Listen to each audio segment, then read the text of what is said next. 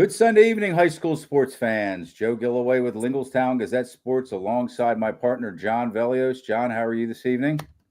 Good. How you doing, Joe? Good, good. How's life treating you? Life has been decent. Decent. I'll take that.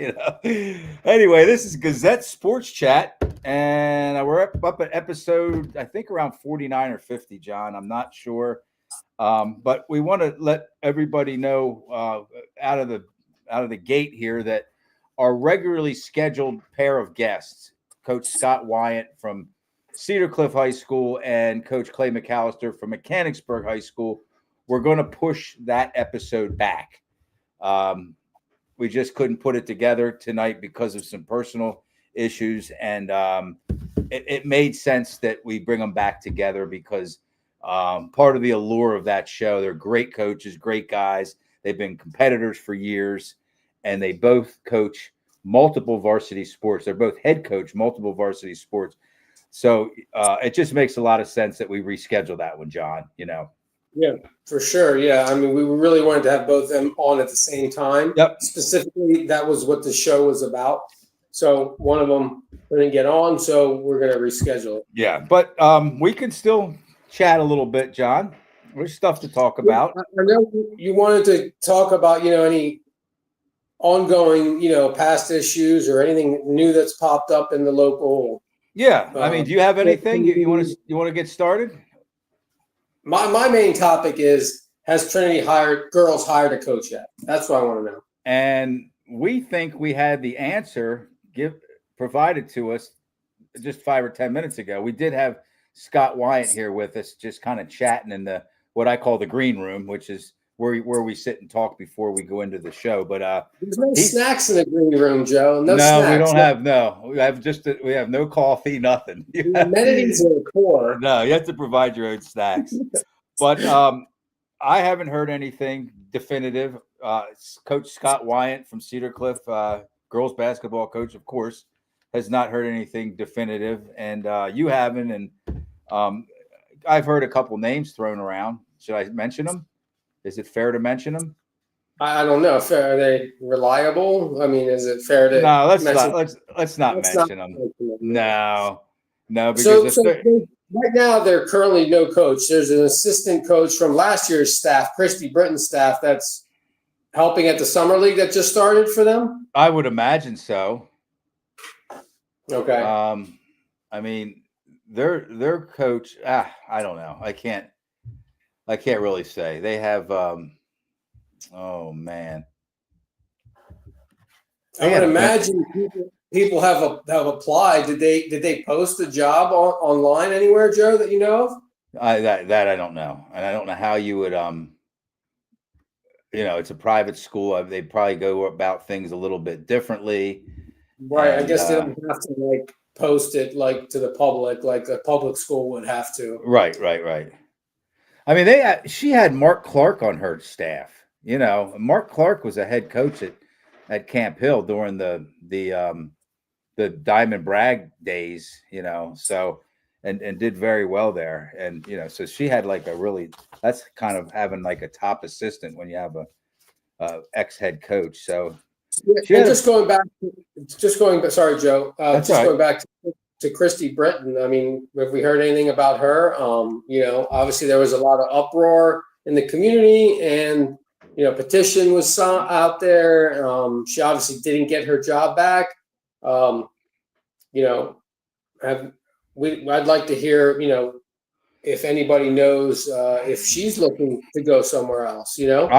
I'm thinking. Well, I don't know. I can't even. I'm not even going to talk about what I think she'll do. Yeah, I mean, rumors are. We don't want to be talking about rumors or this and that. No, I mean, we're just talking here. I think she's going to recover first. You know what I mean? I think she. I take some time off. Yeah, take some time off. That's a good way of putting it. And right. I mean, she's still a young woman. She still has time to. Still has a lot to offer women, girls, young ladies. Of course. And she's a very good X and O coach. She's a winner. So I could imagine, I could see her getting back into it. So yeah, that'd be awesome. Let's we have I think we're done with all the district championship tournaments. Track and field, of course, is not a tournament. That's kind of like what do they call that? A meet. But let's talk about the winners from the Mid-Penn Conference. We can't get in. There's just too many to do like District 3. Baseball, John. 2A is Camp Hill. Very rich in tradition baseball program. 4A, East Pennsboro.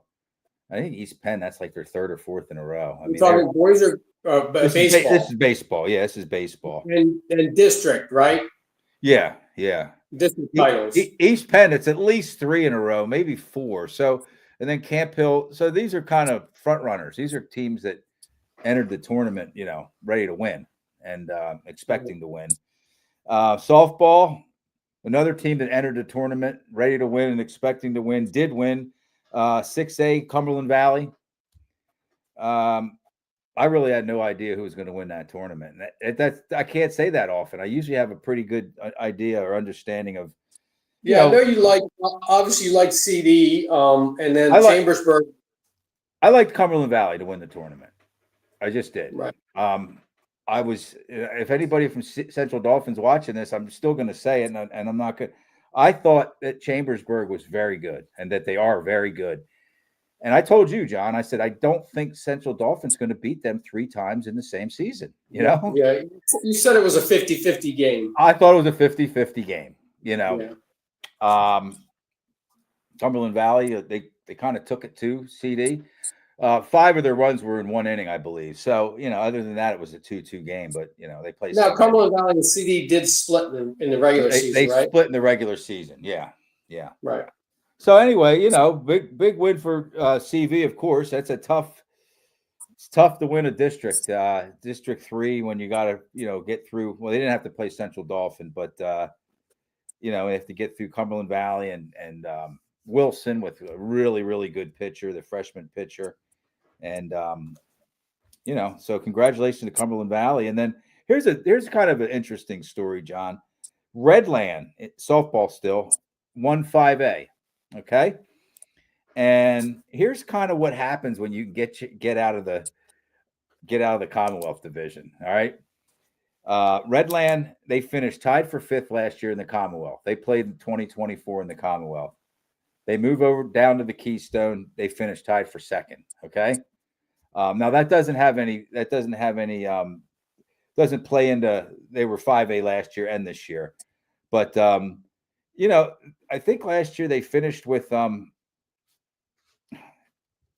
this year they finished with 3 losses, and you win a lot more when you play in the Keystone, when you don't have to play Central Dolphin twice, Cumberland Valley twice, Chambersburg twice, State College twice.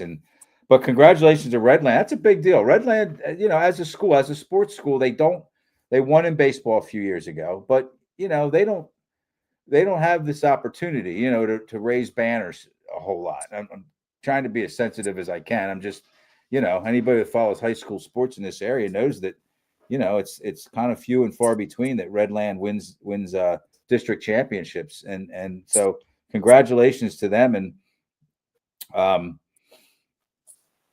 I think they beat Solanco in the final. So here's another example. Southwestern last year, Southwestern softball, and then we'll wrap up on the softball thing. They won 5A last year, the tournament. They were 24-0 and moved up to 6A, right? They went into this tournament with, I think, either 1 loss or undefeated. They didn't even qualify for states. They lost in the quarterfinals.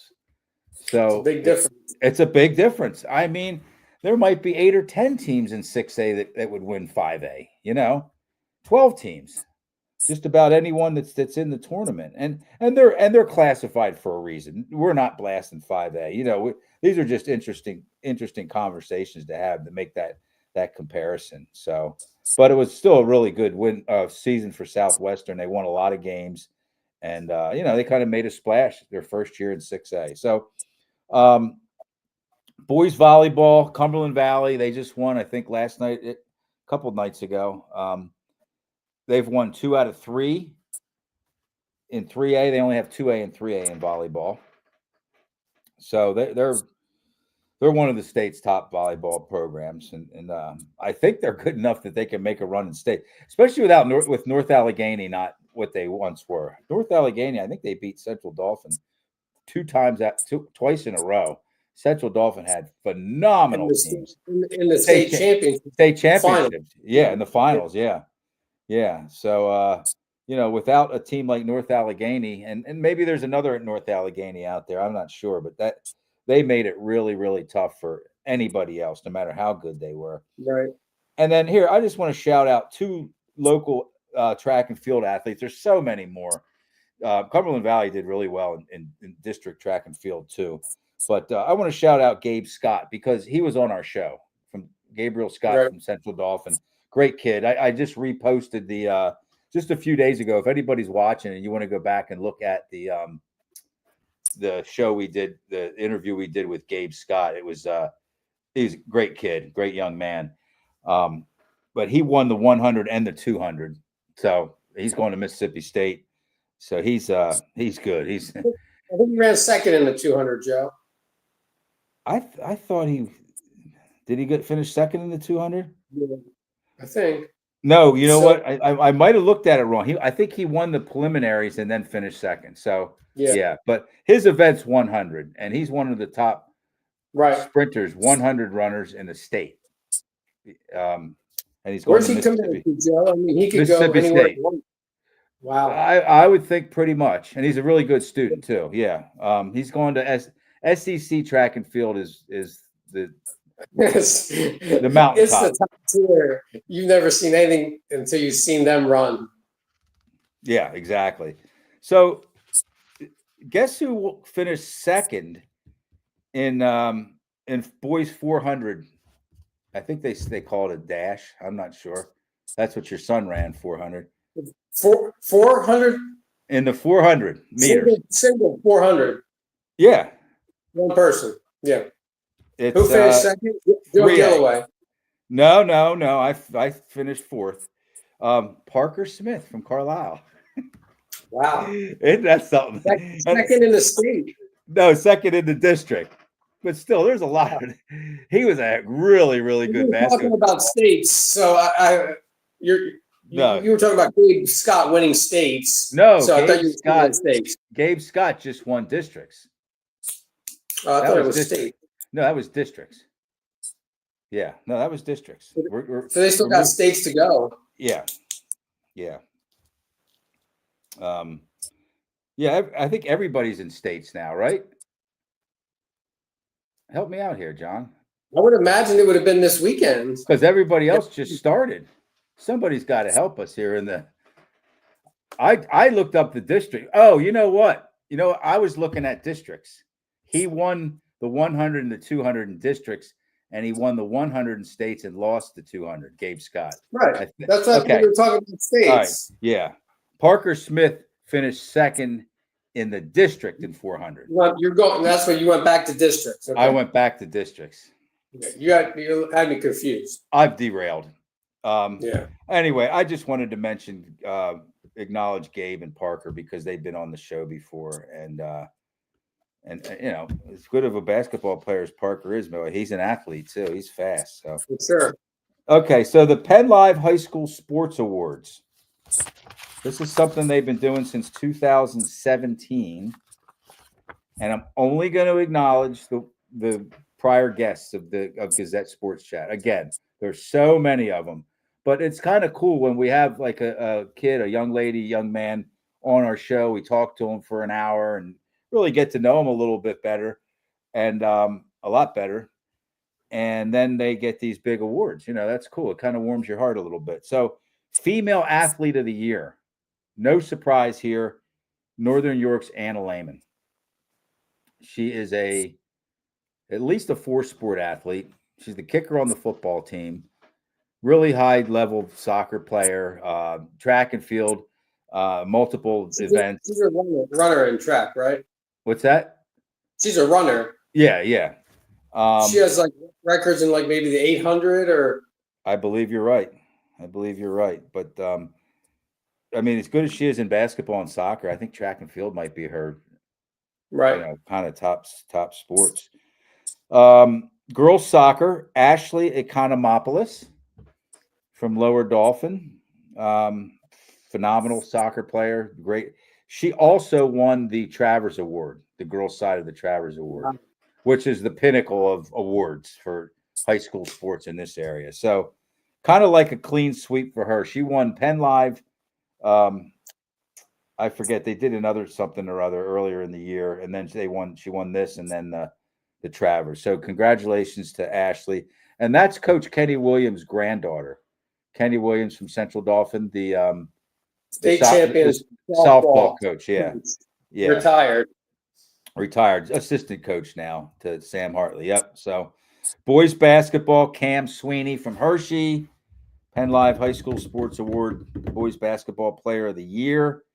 Kind of came down to a handful of names. I know Owen Schlager was kind of head to head or toe to toe, and Schlager had won it last year as a junior, but Cam Sweeney, he deserved it. I mean, you kind of, I hesitate to use, say that he took his team to the state championship, but he was the best player on the team that went to the state championship. So he led them to the state championship. So that's awesome stuff there. How about boys basketball defensive player of the year, John?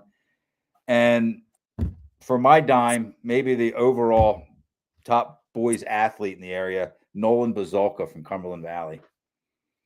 I think he averaged 20, 10, and 10 in basketball, like 20 points, 10 rebounds, and 10. Yeah, I mean, and really good. Football. I think he's gone to Temple in football. That's his main sport. So yeah, but God darn, he's so good in basketball for it to not be his main sport. He's a great kid too. Yeah, one thing you've learned over the years, these multiple sport athletes, don't tell them which sport is their secondary or third. No, they don't want to hear that. They do not want to hear that. No, I learned my lesson. But yeah, so Nolan Bazalka, we had him on the show with I don't know. We did a multi-sport athlete show, and I think Noah Doy was on from Camp Hill. He's a wrestler. Football player. Yeah. No, gosh, Josh Smith from Mechanicsburg. As good of, I mean, those two would be in the running too. With Nolan if Penn Live did a multi-sport athlete. So how about girls basketball? Jayla Kozier from Middletown. She's another one. She had a couple really good supporting cast, but she led her team to a district championship runner-up performance, and eventually lost to York Suburban. Really good York Suburban team. But she either led the area in scoring or was close to it, and she still has another year left. So that's going to be interesting. You've seen her play, Joe, and she's pretty good. She's impressive. Yeah, she's very softball, and this had to come down to 3. I mean, Kayla Fletcher from Central Dauphin got it. She's phenomenal. I mean, how often do I send you and Coach G text? Oh my God, you should have seen Kayla today, and she just keeps getting better. She's got another year still. She got another year, yeah. But Bree Pato from Chambersburg had to be right there. I mean, and Sydney May from Cumberland Valley, one of the best pitchers in the area. She had a big home run, I think, in the district semifinal game, maybe. I'm not sure. It was either the semifinals or the finals. I think it was semis. But anyway, but we're here to recognize Kayla Fletcher, and she deserves it. And she plays shortstop, which is kind of probably the most integral. You understand baseball and softball. Shortstop is kind of where you put your best. That's athlete. Where you put your best. Yeah. So congratulations to Kayla. And boys tennis, Robert Icewort from Central Dauphin. I'm mentioning that he has not been a guest on our show, but we have a lot of sponsors that are based right here in Lower Paxton Township, and they're going to want to hear that Robert Icewort is the Penn Live High School Sports Award Male Tennis Player of the Year. So I'm going to read these, John. These are the oh my gosh, I almost forgot. One of our favorite coaches, Paul Blackburn from Hershey, got the Legacy Award.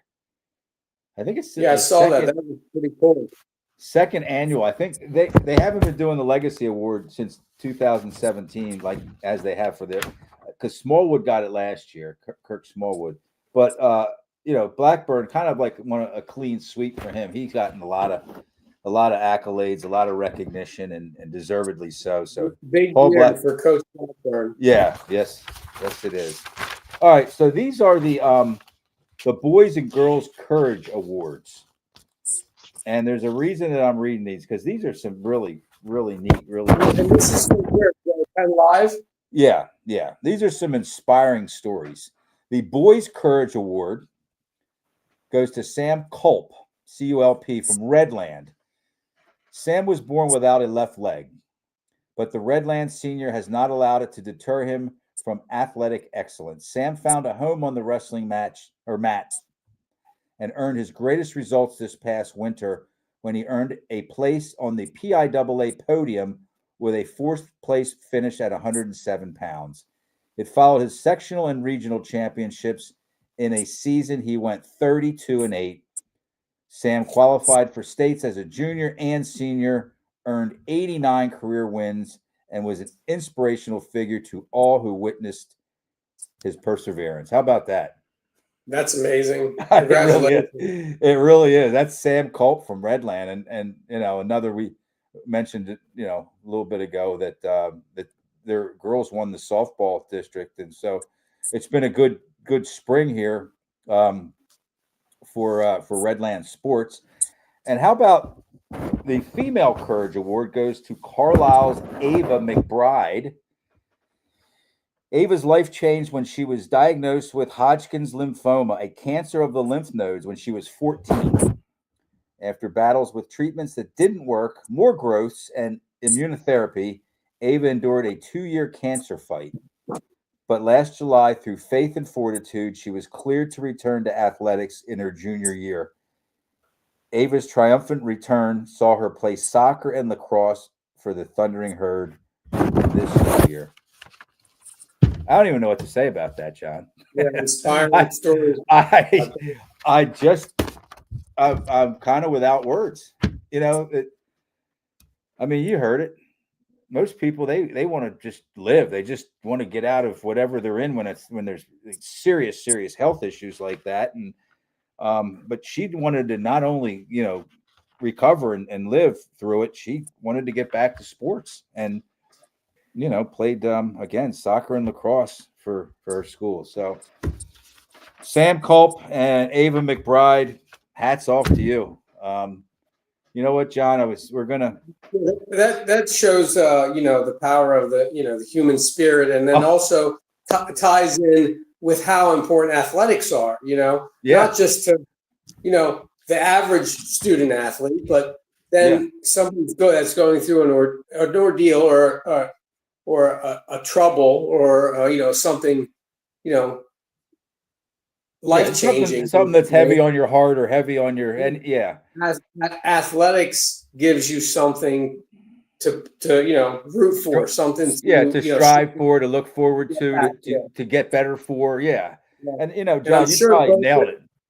That's probably something that she thought about the whole time she was going through the treatments and stuff. I'm sure both their teammates were very supportive. Their coaches, I'm sure they couldn't have done it without all that support around them. Had to be a contributing factor. Well, I don't want to student athletes. I just had an idea. Things we usually wind down a little bit over the summer. We're really close to the summer now. Graduation's going on, and I don't know how many more of these shows we're going to do. We'll still do one every couple of weeks, but we went hard all school year. We should try to get Sam and Ava together and get them on a show. Would you do that one with me? Yeah, I think that would be phenomenal. Yeah, so I will reach out to them, and we'll get Scott Weyant and Clay McAllister together whenever they're able to do it. And so we have 2 upcoming shows now. How's that sound? More stuff to keep yourself busy with, Joe. That's right. And we got we have the non-sports podcast kind of kicking into full gear here. This and That, the podcast. We have a show this Wednesday. We have a show next Thursday, the 12th. So Anybody who's listening, and I'm trying not to kind of drag these into each other, but if you're watching this podcast and you obviously like high school sports, but if you like other things besides high school sports, we have a podcast. It's called This and That, the podcast. And we do local politics, arts and leisure. If somebody does something interesting in the community, just all kinds of different topics. That's what we're doing now. So if you like the Facebook page, you can learn about when the upcoming shows are and follow along. So that's all I have, John. Yeah, Joe, I think you might want to, touch base maybe in the near future about some of the schools that have left the Mid-Penn. Thought that was an interesting topic to go over. Yeah. We could still do these, John. All right, I'm going to make a note of that. Yeah, a couple of defectors, if you want to call them. Defectors. Going to green pastures. I think James Buchanan defected. Yeah, they went to York Adams. Didn't Big Spring also? Yeah, you're right. Yeah. That's why I don't know if we're going to be seeing more and more of this, or are other schools going to try to get into the Mid-Penn, or are others going to try to leave from the Mid-Penn? It's an interesting topic. Yeah, it is a very interesting topic, and if you can find out why, I think we talked to Jason Black about it, the boys coach from Big Spring. Yeah, I thought you talked to the boys coach from Big Spring. Yeah, I did. Not on the show. No, no, not on the show. There's many factors that could be, considered. Is it geographical issues? Some of it with Big Spring is, without getting specific, is they didn't find themselves to be competitive in a lot of sports.